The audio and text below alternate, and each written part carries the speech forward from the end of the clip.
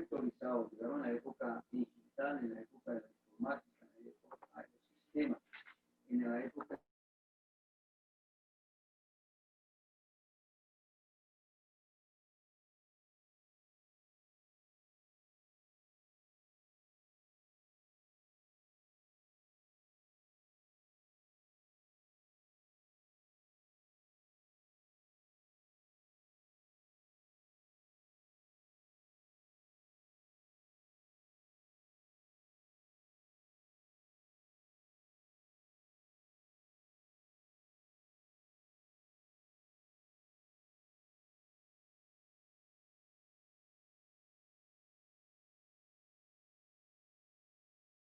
generales. ¿Qué información tenemos? ¿Exacto? ¿Qué información tenemos? ¿Para qué? Para abordar un tipo de investigación sobre un fenómeno que tengamos, ¿cierto? Bueno, muy bien. Gracias, señor Caicedo, muy amable. Señor Dani Santiago, buenas noches. Dani. Ah, no, Dani Santiago. Bueno, Dani, entonces, aplacemos. Natalie.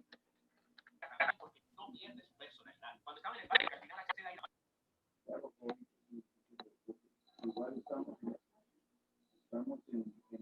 llamamos el grupo, ¿cierto? Llamamos el grupo de chat.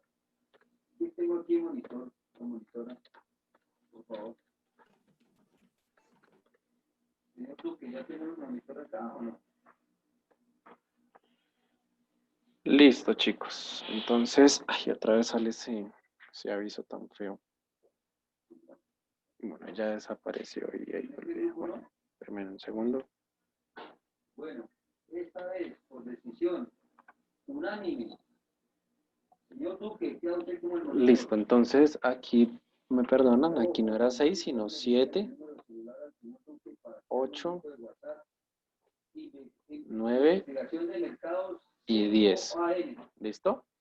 Entonces, bueno. Entonces, el otro elemento, pues es el cambio que hay en la gestión de la cadena de suministros, la creación de nuevas marcas, de nuevas compañías que se encargan de esa distribución de los suministros básicos para nuestra subsistencia, ¿cierto? Satisfacción de nuestras necesidades. Entonces, por ejemplo, que encontramos marcas que van y le hacen el mercado a uno, ¿cierto? Entonces, por ejemplo, en la actualidad, esas empresas, por ejemplo, como Merkeo o lanzaron una nueva, no me acuerdo. Bueno, Rappi también se metió en ese cuento de hacer el mercado y llevarlo a casa, ¿cierto? Cambiaron la forma de gestión de la cadena de suministros. Ya uno no tenía que ir hasta el supermercado a exponerse, sino pues pagaba un poquito más, pero lo llevaban el mercado hasta su casa. ¿Listo? Pues en eso consiste la nueva gestión de la cadena de suministros. O por ejemplo, en otros países no encontramos frutas como las que hay acá en Colombia, ¿cierto? Entonces, hay una manera de llevar a cabo esos suministros con envases, ¿cierto? Por ejemplo, nunca nos imaginamos llevar tamales en agua, ¿cierto? En tarritos, y encontrarlos en Estados Unidos y ver marcas colombianas en Estados Unidos. Entonces, eso es muy, muy chévere. ¿Listo? Nuevos recursos logísticos. Marcas 472, FedEx. ¿Listo? ¿Recuerdan el pantallazo que se dio FedEx en una película? ¿Ustedes se acuerdan de esa película? No, profe, ¿cuál? De Deadpool no había salido FedEx también. No, que salió en Tom Hanks, que hablaba con Wilson. ¿Se acuerdan del náufrago? Ah, sí. Entonces, es una manera de promocionar esto, los nuevos recursos logísticos. Y parece mentira, pero a raíz de esa película, esa marca pues, va a tener un crecimiento exponencial a nivel mundial. ¿Mm? Obviamente por los malos manejos, hoy en día es una de las marcas que está teniendo a desaparecer por sus deudas, por infinidades de cosas. ¿Listo? Entonces, ese pantallazo que se vio en esa película también fue muy bueno. Entonces, acá en Colombia, ya es más fácil enviar mercancía y que llegue, ¿cierto? A otras ciudades, a otros países. ¿Listo? Los nuevos recursos logísticos es de qué manera las empresas invierten, ¿sí? En maquinaria, ¿cierto? En equipos, obviamente en talento humano para que esos procesos logísticos sean más óptimos. ¿No? En software, ¿cierto? Ya uno puede registrar o mirar el avance de su pedido, ¿cierto? O de su envío, ¿listo? Entonces, eso es muy importante en esos casos. Viene acá el caso de informar, ¿listo? Ese informar a qué se refiere, pues, a la posibilidad de utilizar el Internet como un medio de información y formación profesional. Entonces, bueno, para no ir tan lejos, nuestra educación en esta contingencia ha sido virtual, ¿cierto? Y de alguna manera ha sido un toque informativo por el acompañamiento de los encuentros sincrónicos, ¿listo? Entonces también muy importante y relevante esa parte de informar, ¿listo? Lo que les colocaba de ejemplo, cuando pasa algo a nivel mundial, ya uno se entera primeramente por redes sociales que por medios de comunicación. ¿Por qué? Porque la Internet se ha vuelto un medio de información muy grande. ¿M? O por ejemplo, pruebas muy fuertes, por ejemplo, ingreso a la nacional, hay una prueba europea que no recuerdo el nombre, ya se encuentran las respuestas en Internet, ¿cierto? O de los anteriores pruebas del Estado, también hay un campo. Entonces, todo eso sirve para informar a las personas, ¿listo? Y por último, encontramos lo que es la comunicación inalámbrica. Importantísimo, ¿por qué? Porque existen los celulares, antiguamente existía el teléfono de cable y eso tenía que ir muy lejos, las palomas mensajeras, ¿listo? Ahora la comunicación inalámbrica es muy chévere, ¿sí? Tú puedes llevar tu celular a todo lado, puedes pagar un roaming, ¿cierto? Y te conectas desde otro país. Entonces, eso es importantísimo, la comunicación inalámbrica, ¿listo? Por ejemplo, las videollamadas hacen parte de la comunicación inalámbrica, ¿no? Porque permite el acercamiento de personas, ¿listo? Así estén al otro lado, al otro extremo del mundo, ¿vale? Entonces, esos son los 10, como los 10 eventos que Thomas Friedman involucró dentro de la evolución del mercado en estos años, ¿listo?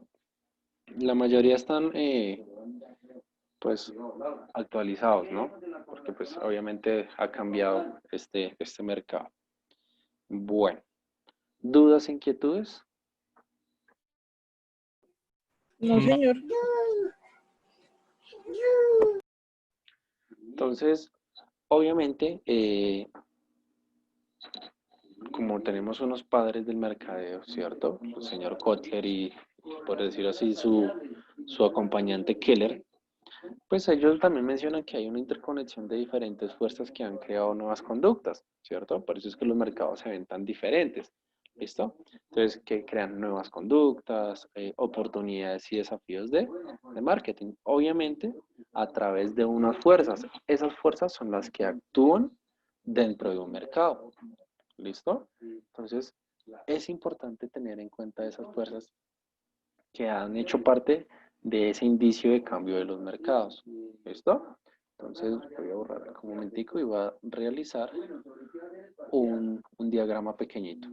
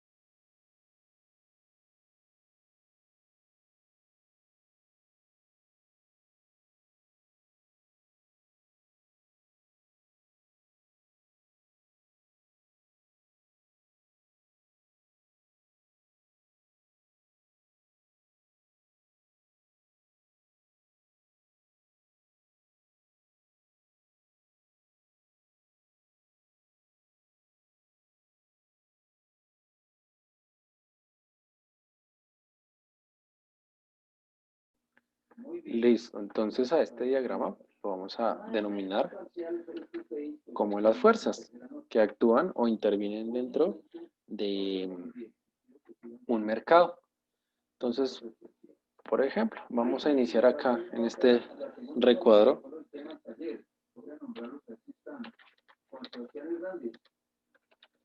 ¿Listo? Un primer concepto lo podríamos denominar tecnología de información, ¿listo? O de comunicación en las redes, ¿listo? ¿A qué se refiere? A la revolución digital, ¿cierto? ¿Cierto? Que nos permite una mayor personalización de los productos. Entonces, ¿qué quiere decir eso? Ah, bueno, yo ya puedo, por ejemplo, interactuar en páginas y si me gustan unos tenis, le cambio el color, miro las tallas, miro con qué ropa me puede combinar, ¿cierto? Dentro de solo una plataforma pues, tecnológica, ¿listo? Entonces, importante. O, por ejemplo, si yo necesito realizar una compra de emergencia, ¿cierto? Y no cuento con una tarjeta de crédito, ¿qué hago? Acudo a entidades financieras, me inscribo y obtengo una tarjeta de crédito virtual, ¿listo? Entonces, toda esa revolución que ha habido de manera digital permite una mayor personalización de los productos. ¿Listo? Otro de los elementos, que ya lo habíamos mencionado anteriormente, es la globalización. ¿Listo?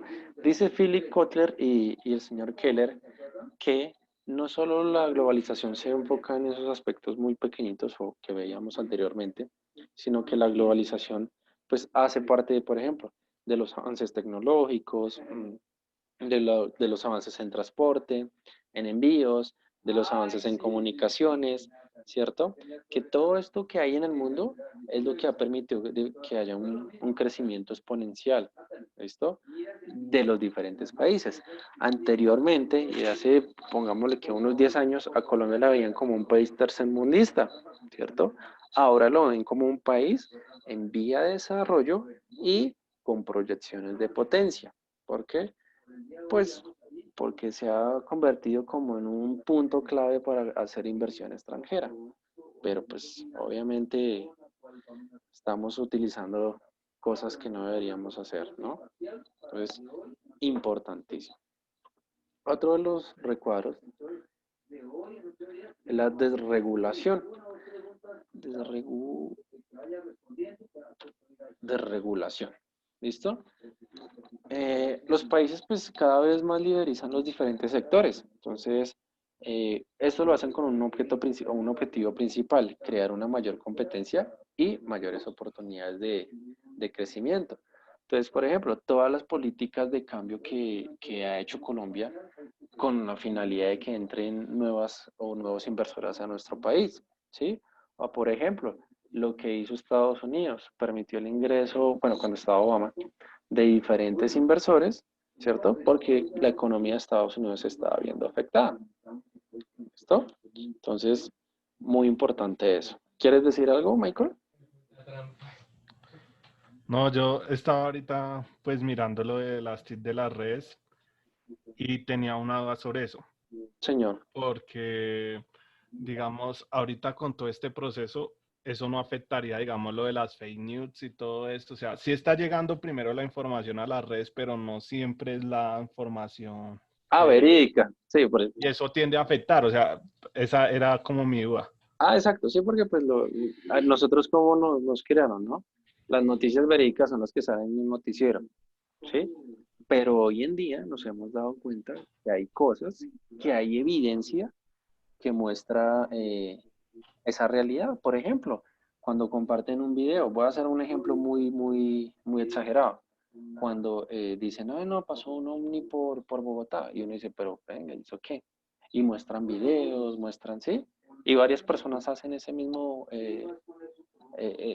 información, ese proceso informativo dentro de esas redes. ¿Listo? Entonces, a eso quiero llegar, ¿vale? Ok. Pero bueno, sí, lo que dice Michael es muy cierto. Hay que esperar la veracidad. Es como decir que cuando lanzaron la vacuna del coronavirus, lo primero que salió fue por Facebook, ¿no? O yo lo vi. Cuando después no, que ya el presidente de Rusia la aprobó. ¿Listo? Entonces, importantísimo eso. Otro de los campos o elementos importantes es la privatización. ¿Listo? Privatización en diferentes países. Así como hay desregulación, hay privatización. Por ejemplo, en Venezuela no puede haber una marca americana, ¿cierto?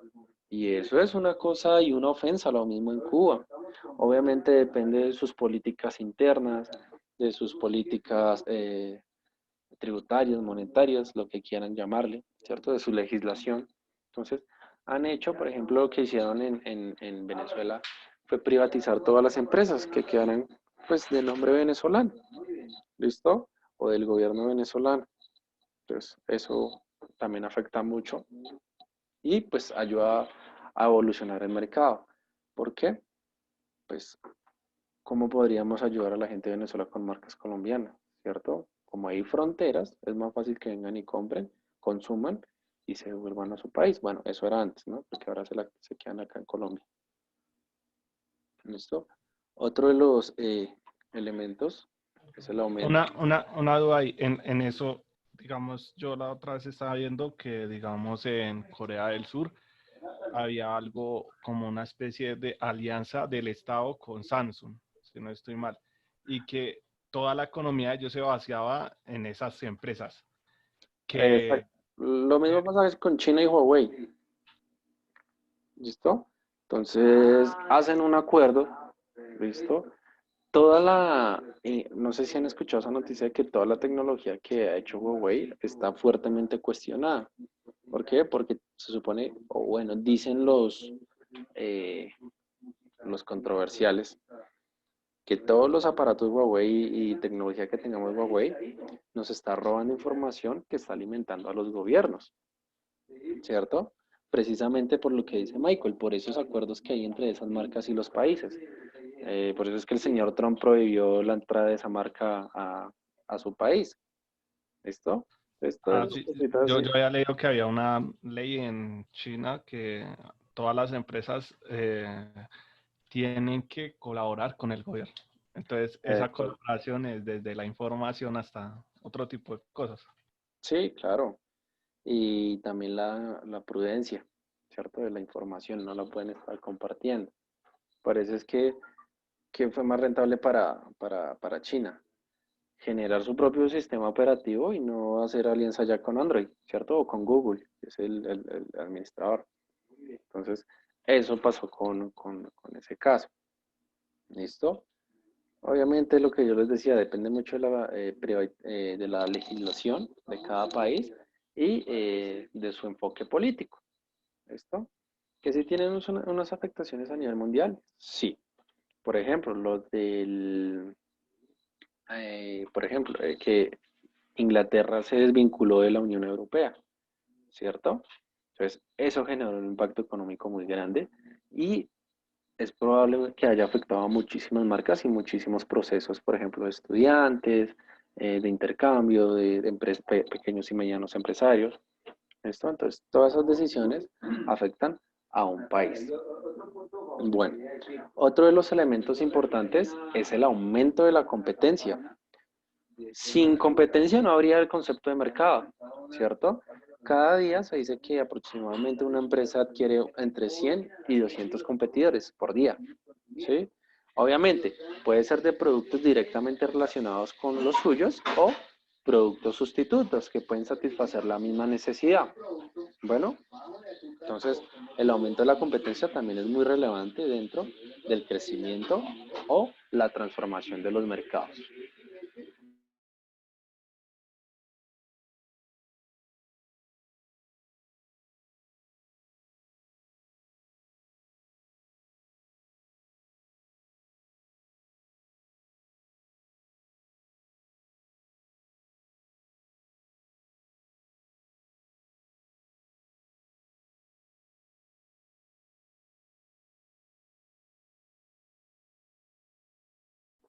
¿Listo? Otro de los elementos importantes es la convergencia industrial.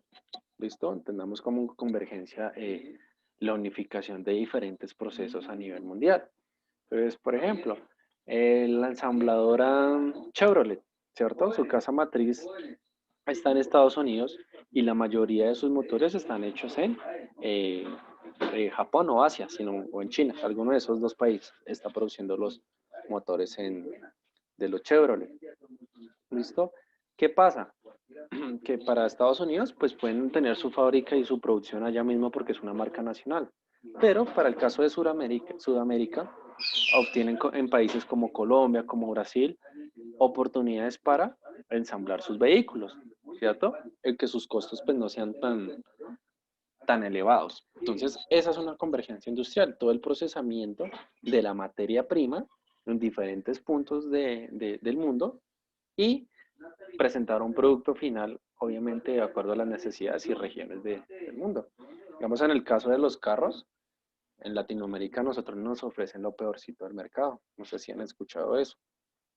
En otros países los taxis sin cola, los zapaticos, están prohibidos porque son altamente peligrosos. Y aquí pues los traen, ¿cierto? Y no los venden. Entonces es una problemática muy fuerte. Pero como hay convergencia industrial, pues no importa, porque está generando ¿qué? Dinero. ¿Vale? Entonces miren toda la trascendencia de, por ejemplo, los taxis.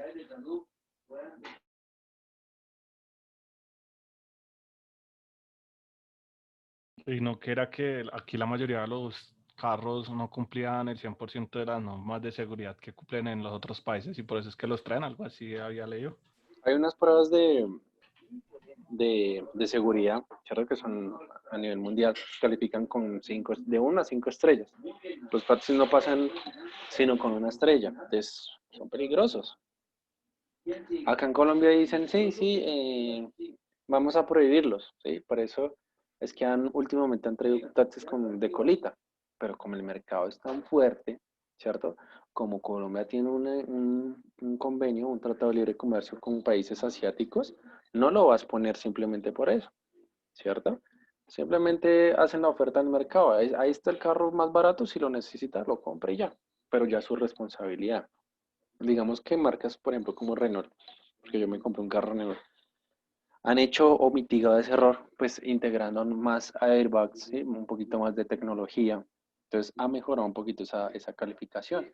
Pero digamos, un carro acá en Colombia que cumpla con esas especificaciones está alrededor de 300, 400 millones de pesos. ¿Listo? Marcas como Audi, BMW, si la implementan.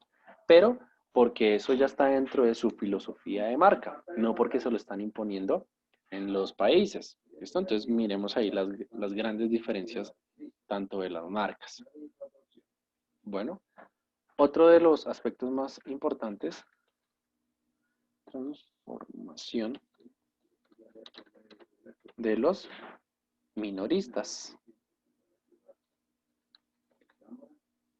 ¿Listo? Transformación de los minoristas. Perdón. ¿Qué pasa con con los minoristas? Como hay un aumento en la competencia, ¿cierto? Hace que estos señores minoristas se vean obligados a introducir nuevos servicios a su negocio. Un ejemplo ahí muy tácito, el señor de la panadería, ¿cierto? En épocas de pandemia bajaron sus ventas. ¿Qué decidió? No, pues en vez de también vender pan, voy a vender aguacates, ¿cierto? Entonces hay una transformación de ese minorista porque está buscando nuevas oportunidades en el mercado, ¿cierto? Y agréguele que ese minorista tiene mucha competencia, ¿listo? ¿Por qué la mayoría de minoristas se transforman? Porque quieren atender la mayoría de necesidades de sus clientes. Si yo voy a una tienda todos los días y pregunto una cosa diferente todos los días y me dicen, no, no tengo, pues ¿qué hago? Buscar una alternativa que es otros competidores, ¿cierto? Puede ser del mismo segmento de mercado. Entonces, eso se ve mucho pues en las tiendas de barrio, ¿listo?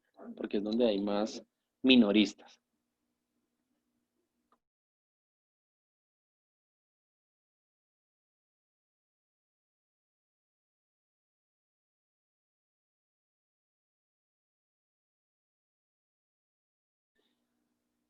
La desintermediación, pues, entra como una alternativa, ¿cierto? Para la eliminación, valga la redundancia, de todos esos intermediarios en un mercado. ¿Listo?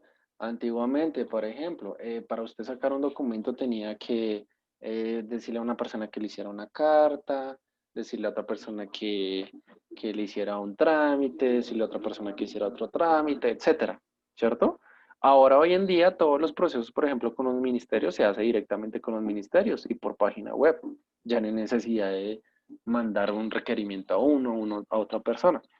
Entonces, la desintermediación nos permite optimizar procesos, tiempos, en cuanto a la respuesta, ¿cierto? De diferentes estímulos en el mercado. Puede ser la compra y venta de servicios, ¿no? Entonces, eso es muy, muy importante.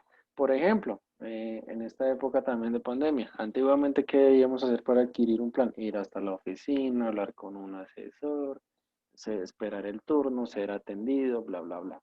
Ahora, con una llamada yo puedo realizar todo sin necesidad de acudir a un punto físico y realizar todo un proceso, ¿cierto? Entonces, en eso consiste la desintermediación. Otro y de los más importantes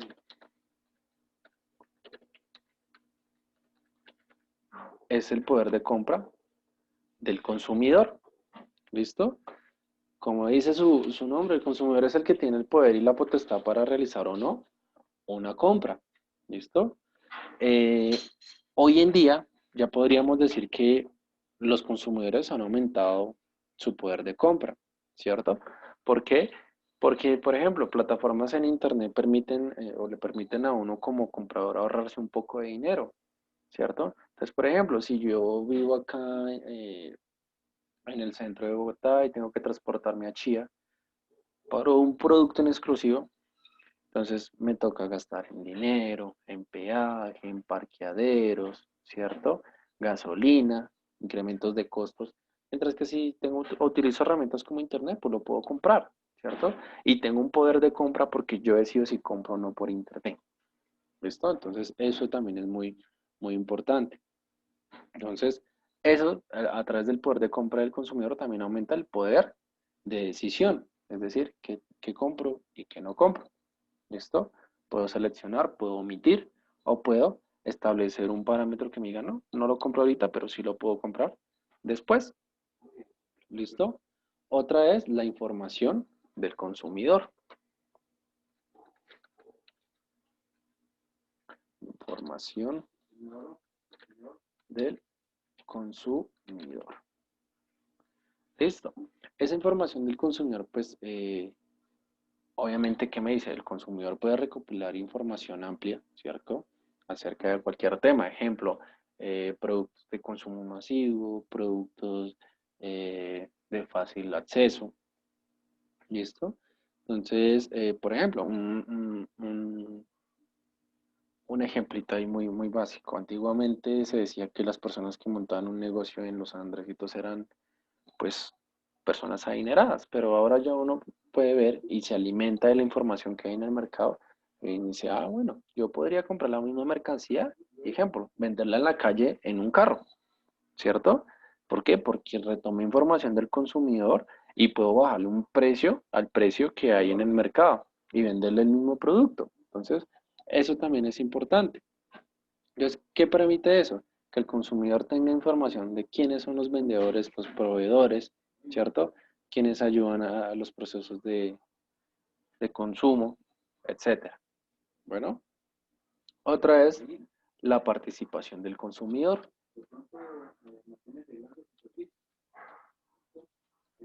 Participación del consumidor. El consumidor tiene una participación activa, ¿cierto?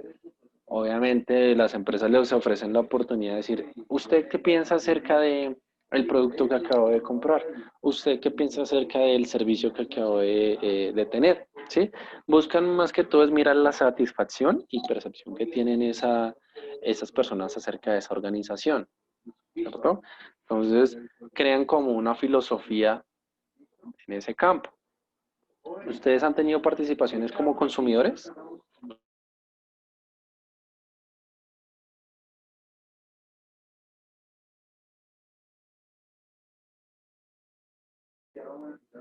¿Qué dice Laura? ¿Qué dice Michael? Profe, ¿me puedes repetir, por favor? Que si has tenido participación como consumidora. Sí, todos los días yo creo que uno consume algún tipo de producto. Listo. Pero Sí, con participación directa, por ejemplo, una encuesta o un experimento, No, ¿no?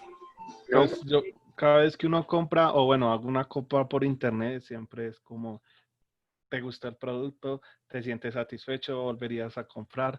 ¿Le dirías a un amigo sobre el producto? Siempre me salen eso. Y pues ahorita en Mercado Libre más que todo me pasa, antes no era tanto, antes simplemente decía, ¿tienes alguna opinión? Pero ahorita te llega correo de qué piensas del producto, que si te gustó, te empiezas a salir alertas en el celular y pues me imagino que esa es la participación que he tenido. Exacto, porque toda esa participación se transforma en información para las empresas, ¿cierto? Digamos que Mercado Libre ahorita se ha vuelto una empresa muy, muy fácil de plagiar, ¿cierto?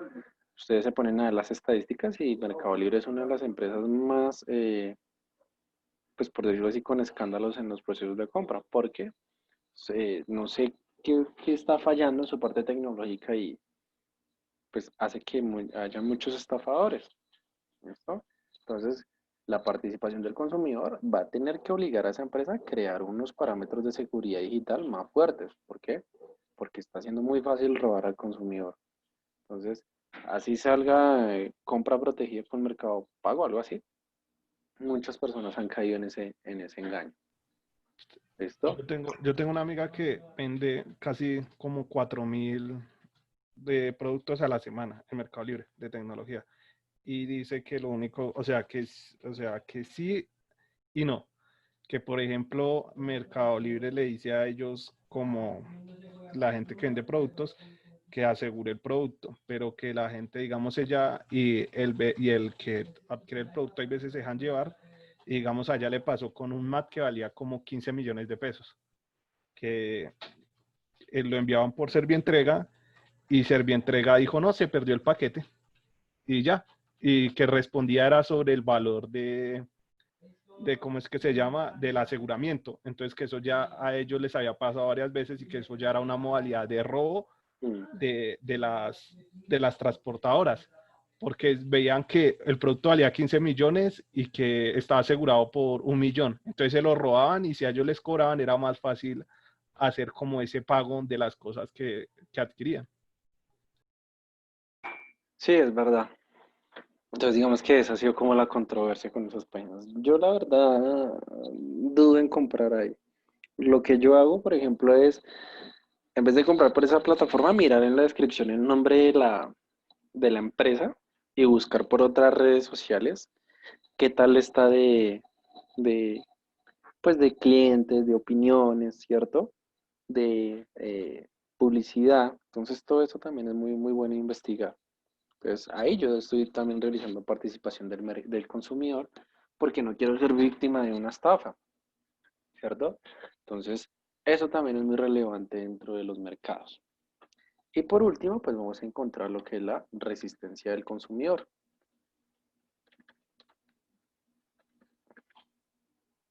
¿Listo? Esa resistencia del consumidor, pues, eh, se enfocan, por ejemplo, cuando yo digo, no, yo no compro ese producto porque yo sé que hay otro que me puede dar los mismos beneficios, ¿cierto? Entonces, es el enfoque que dan esos consumidores que no tienen lealtad hacia una marca, sino que miran diferentes alternativas. Por ejemplo, eh, eso fue un auge en su tiempo, cuando sacaron el iPhone chino, ¿cierto? Tenía la misma apariencia física, ¿cierto? Pero cuando usted prendía el celular, ¿qué decía? Android. Eso era como el punto negativo. Pero eso generó una resistencia al consumidor, ¿cierto? Ah, bueno, compro un celular con el aspecto físico del iPhone, pero pues tengo sistema operativo Android, ¿sí? Desde que nadie me da mi celular, juran que yo tengo iPhone, ¿sí? Entonces, eso hace parte de la resistencia del consumidor. Entonces, esa parte que demuestra qué lealtad tiene el cliente hacia alguna marca, ¿cierto? Y cuáles son los procesos que lleva o los elementos importantes que lleva esa decisión. ¿listo? Obviamente hay factores como el precio, el marketing, etcétera. Bueno, entonces en eso consiste. Entonces, ya digamos que como conclusión final, ¿cierto? Pues que en la actualidad distintas fuerzas, ¿cierto? Hay distintas fuerzas que nos permiten llevar procesos diferentes. Por ejemplo, la desregulación, la privatización, ¿cierto? Aumento de competencia, ¿listo? Que han provocado cambios importantes en el mercado, ¿sí? Entonces, cada fuerza que aquí se mencionó hace parte del cambio en el mercado, ¿sí? Y ha sido importante y relevante para obtener y tener lo que tenemos hoy en día, ¿listo? Entonces, yo creo que cada uno, dentro de su conocimiento y experiencia, podría incluir cada fuerza, ¿cierto? Entonces, mirar en qué le ha afectado, en qué ha mejorado, en qué ha empeorado, ¿cierto? Y cómo ha sido su proceso. Entonces, ¿dudas, inquietudes? No, señor. Bueno, muy bien. Entonces, nos vemos el día jueves, viernes, jueves. Jueves, sí, profe. Nos vemos el día jueves. Entonces, lo que le decía Laura iniciando clase, el link, perdón, el quiz queda habilitado esta semanita para que lo presenten. Entonces, cualquier cosa que no alcancen, que igual van a tener tiempo, ¿sí? Que les vaya mal, me escriben al WhatsApp, ¿vale? Entonces, pilas, a ver. Listo, profe.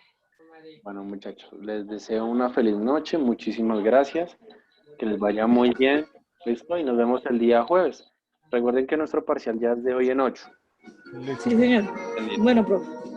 Vale. Hasta luego, buenas noches. Chao, compañero. Chao, compañero. Feliz noche, profe. Igualmente.